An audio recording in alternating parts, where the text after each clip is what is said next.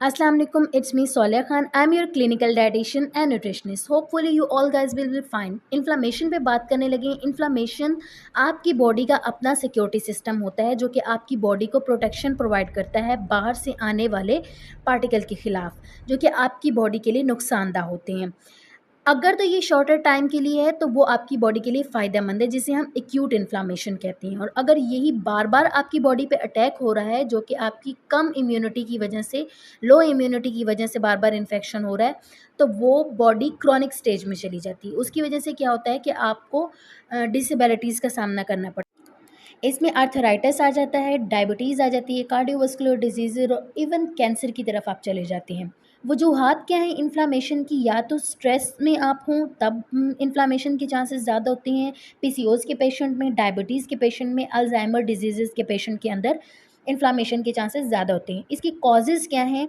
किन वजूहात की बिना पर इन्फ्लामेशन हमारी बॉडी में ज़्यादा होती है? जब आपकी डाइटरी इंटेक अच्छा नहीं होता है या फिर एक्सेसिव स्नैकिंग की वजह से क्या है कि इंसुलिन स्पाइक कर रही होती है आपकी बार-बार। इंसुलिन रेजिस्टेंस की वजह से क्या होगा कि कॉर्टिसोल बनना ज़्यादा हो जाएगा।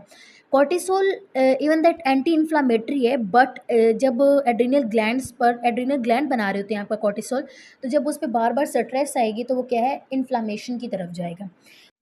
वन मोर थिंग कि जब आपका स्लीपिंग साइकिल काफ़ी टाइम से लंबे अरसे से 8-9 साल 10 साल तक जब आपका एक पैटर्न बन चुका है कि आप रात को जल्दी नहीं सोते हैं और सुबह देर तक आप सो रहे होते हैं, तो क्या होता है कि रात को 10 से 12 के दरमियान जो है वो एड्रिनल ग्लैंड अपना वर्क करना स्टार्ट करता है। तो क्या है कि उस दौरान आपका जब एड्रिनल ग्लैंड सही से काम नहीं करेगा तो वो स्ट्रेस की तरफ जाएगा और वहाँ से इन्फ्लेमेशन कॉज़ हो जाएगी। इसके अलावा आपने अपना सॉल्ट का इंटेक जो है वो नॉर्मल रखना है जितना रिकमेंडेड होता है डेली, उसके मुताबिक रखना है। शुगर का इंटेक जो है वो भी नॉर्मल होना चाहिए। अगर एक्सेसिव शुगर इंटेक कर रहे हैं तो भी आप इन्फ्लेमेशन की तरफ जाएँगे। रेड मीट जो है वो हफ़्ते में 2 दफ़ा उसका इंटेक करना चाहिए। अगर ज़्यादा करेंगे तो भी इन्फ्लेमेशन की तरफ जाएँगे। प्रोसेस्ड फूड हैं उनके अंदर सोडियम प्रेज़ेंट होते हैं। जितने ज़्यादा आप प्रोसेस्ड फूड की तरफ जाएँगे उतना ज़्यादा सोडियम का इंटेक करेंगे और वो आपको स्ट्रेस की तरफ लेके जाएगा, इन्फ्लेमेशन की तरफ ले जाएगा। एक्सेसिव स्ट्रेस किसी चीज़ का ट्रॉमा वगैरह जो है ना वो भी आपको इन्फ्लेमेशन की तरफ ले जाता है। ये वो फूड हैं जिनका आपने अपनी डेली रूटीन के अंदर इस्तेमाल जो है वो देख के करना है। अपनी आदत मत बनाएँ इन चीज़ों का इस्तेमाल, कभी-कभार हो जाता है तो इट्स ओके। इसके अलावा एंटी इन्फ्लेमेटरी फूड्स की तरफ जाते हैं जो कि आपकी बॉडी के अंदर इन्फ्लेमेशन को होने से बचाती हैं। उनमें ओमेगा 3 आ जाती है जो कि हमारी फ़िश के अंदर प्रेज़ेंट होती है। लेकिन लोग जो हैं वो गर्मी की कहते हैं कि गर्म होती है, ये है, वो है। हालाँकि न्यूट्रिशन के अंदर इसका कोई कॉन्सेप्ट नहीं होता है बट फिर भी अगर एक दफ़ा आप हफ़्ते में इस्तेमाल कर लेते हैं तो कोई इश्यू नहीं है।